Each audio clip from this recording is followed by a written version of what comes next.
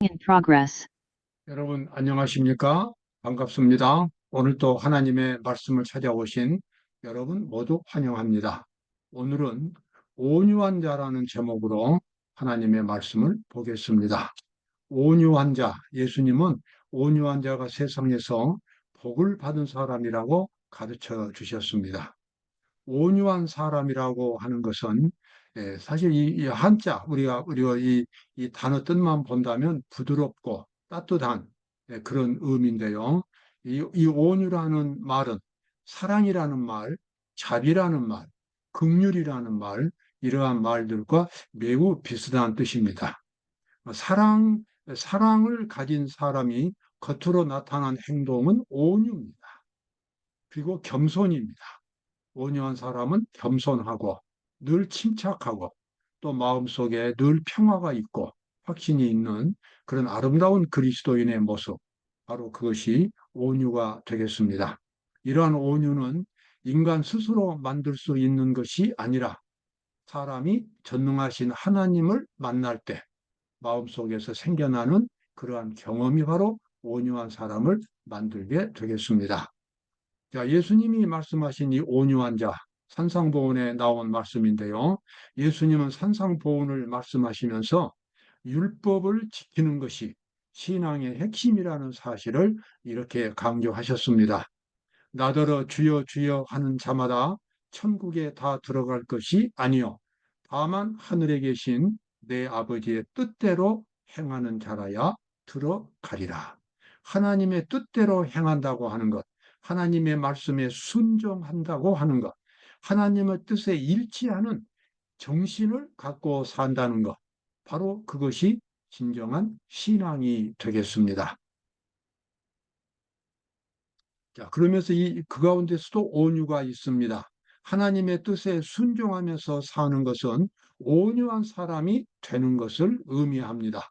온유와 반대되는 것은 아주 강팍하고 아주 독하고 그때 자기 중심적이고 아량이 없고 이러한 것이 온유와 반대되는 것인데요. 그러한 마음을 갖는다면 아무리 율법을 지킨다고 노력해도 율법을 지키는 것이 아니게 되겠습니다. 온유한 자는 복이 있나니 저희가 땅을 기업으로 받을 것이며, 여기서 땅을 예수님이 말씀하셨는데 이것은 궁극적으로 지구를 의미하겠습니다. 또 영생을 의미하겠습니다. 천국을 의미하겠습니다. 온유한 자는 복이 있나니 저희가 천국과 영생을 기업으로 받을 것이다. 예수님이 주신 그와 같은 권면입니다. 예수께서는 온유를 천국에 들어가는 첫째 조건들 중 하나로 삼으신다. 그분의 생애와 품성 속에는 이 귀한 덕성의 거룩한 미가 나타나 있다. 예수님을 그 당시 사람들이 바라볼 때에 정말 온유한 분이었습니다. 아름다운 그리스도인의 모습이었습니다. 누구든지 예수님을 본다면 그분에게서 이 풍겨나는 아름다운 인격의 모습에 깊이 감동을 받았습니다. 또 예수님을 깊이 만난 사도 바울도 전 세계적으로 복음을 전하면서 여행을 했는데 바울의 설교를 듣고 바울을 바라본 사람들은 대부분 다 그 마음이 녹았습니다. 그리고 진리가 무엇인지를 눈으로 볼 수 있게 되었습니다. 왜냐하면 그에게서 하나님의 거룩한 사랑이 인격으로 변한 사랑이 풍겨났기 때문입니다. 오늘 우리의 모습도 마찬가지입니다. 우리가 그리스도를 안다면 그리스도의 모습으로 변화되어야 하는 것입니다. 그것이 율법에 순종하는 실제적인 의미입니다.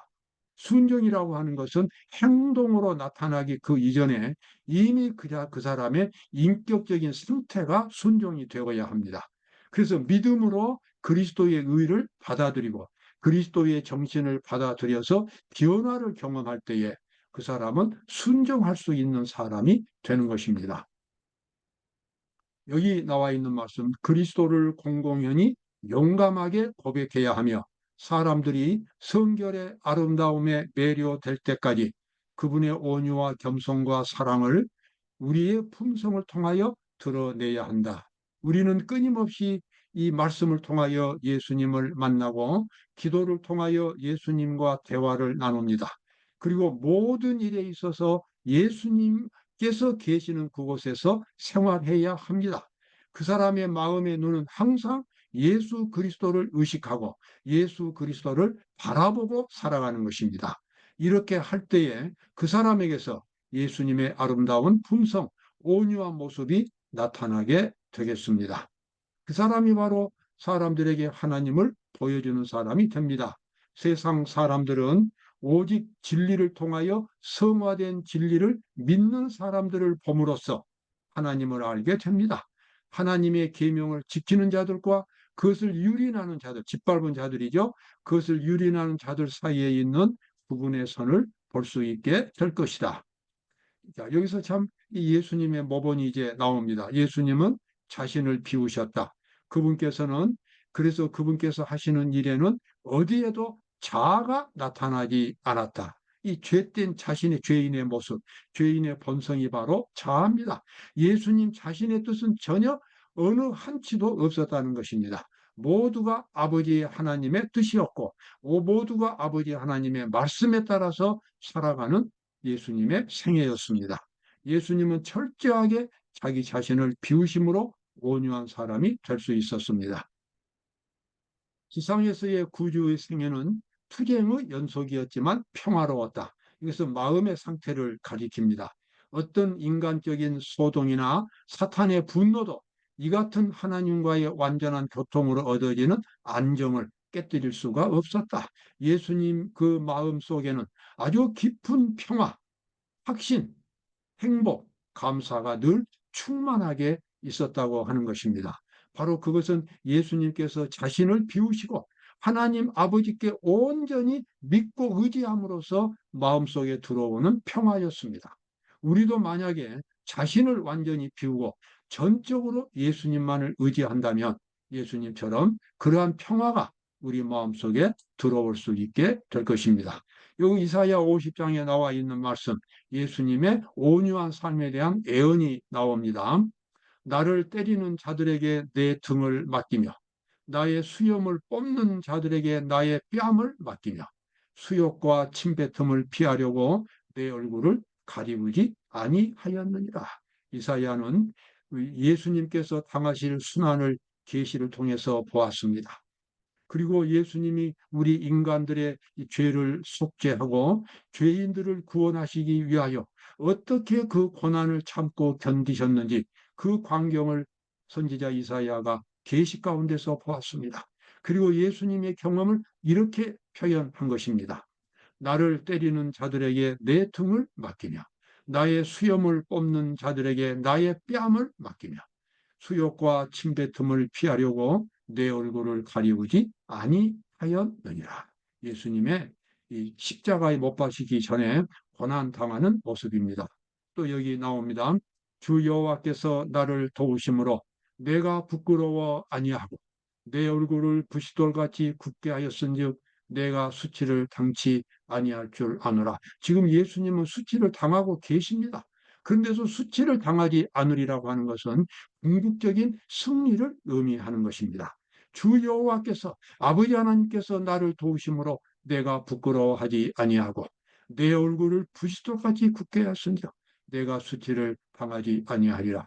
이러한 예수님의 태도는 바로 우리의 모본이 되어야 합니다. 우리가 수치를 당하고 손해를 당하고 또 다른 사람들로부터 멸시를 받는다 할지라도 즉시로 우리 자신의 죄된 자아가 드러나는 것이 아니라 예수님처럼 상대방을 용서하고 이해하고 참는 그와 같은 가운데서 예수님의 온유하심을 우리가 드러내야 한다고 하는 것입니다.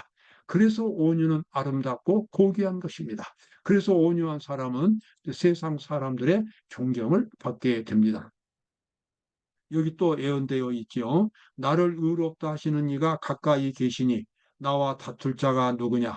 나와 함께 설지어다. 나의 대적이 누구냐? 내게 가까이 나아올지어다. 마치 승리하는 사람처럼 예수님이 이렇게 말씀하십니다. 그러나 이 말씀이 실제로 경험되는 그 현장은 예수님이 많은 사람들에게 구타를 당하셨습니다.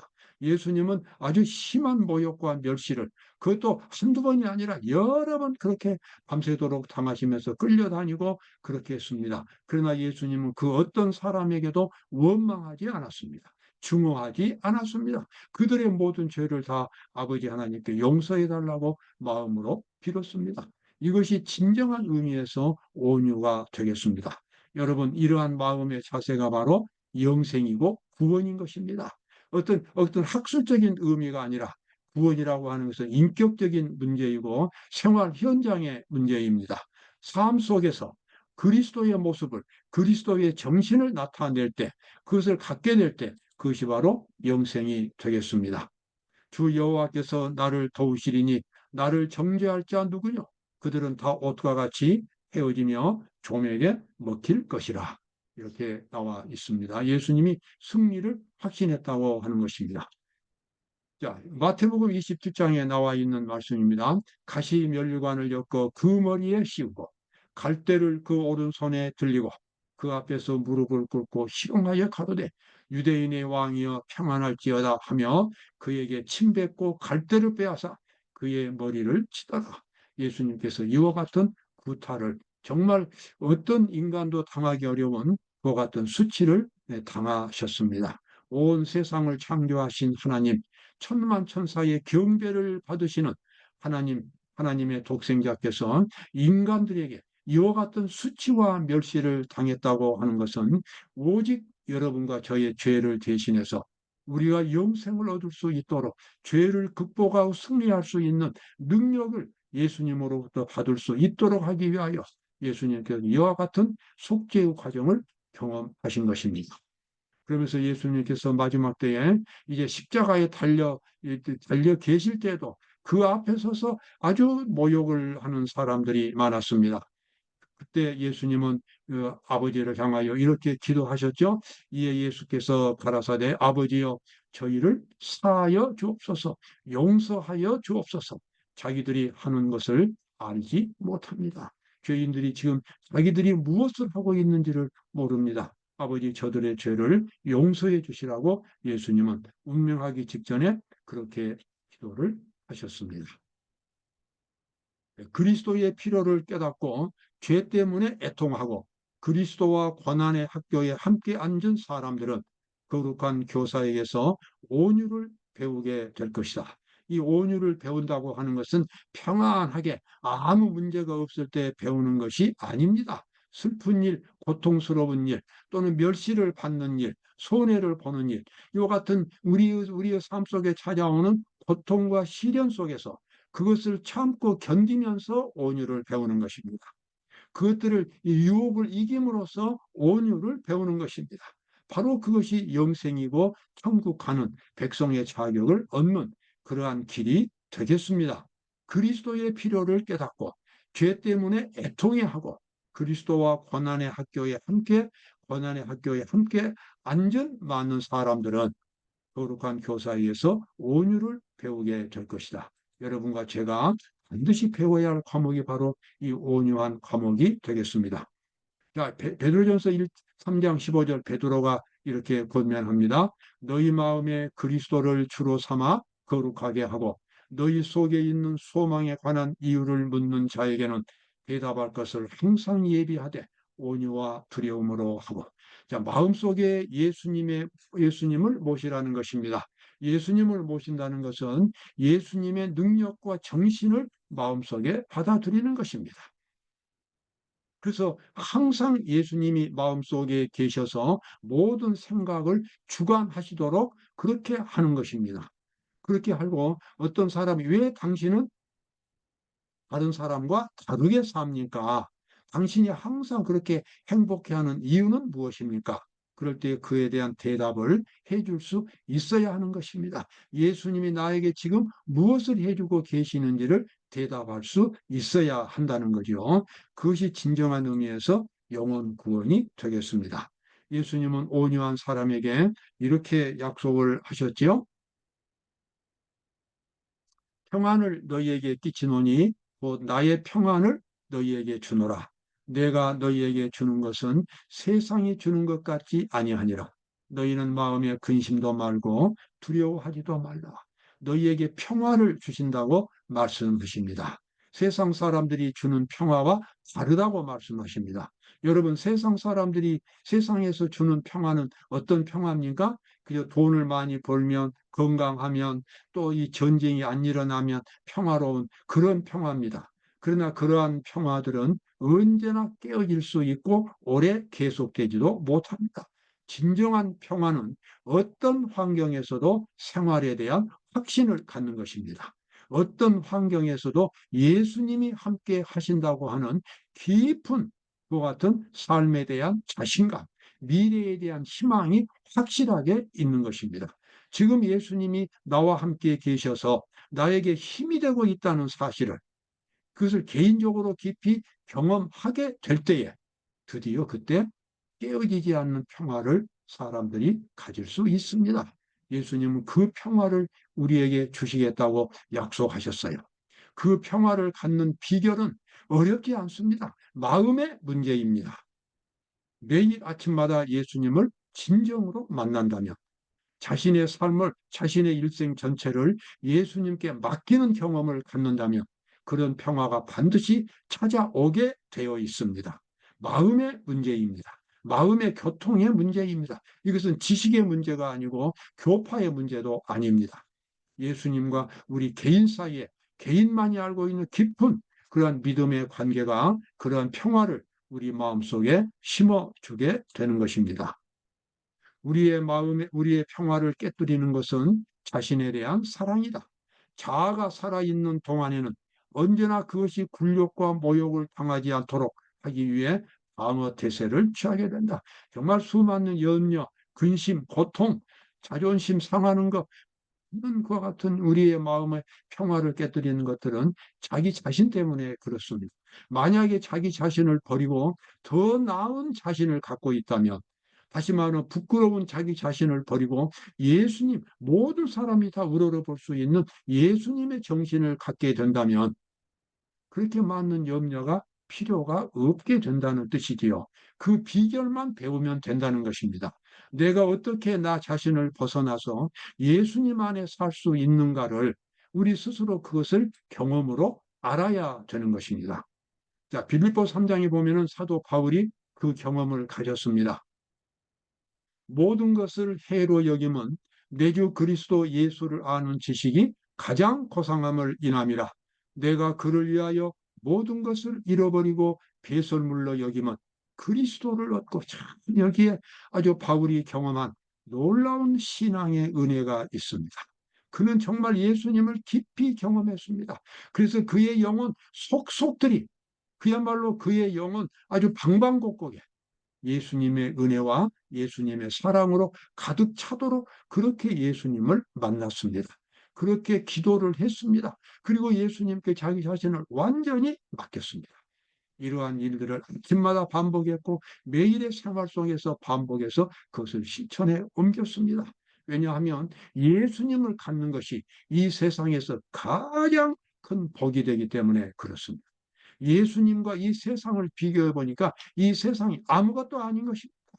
이 세상은 그야말로 고통스럽고 죄악적이고 영원히 계속되지도 않고 모든 것이 허망하게 끝나는 것이 이 세상입니다.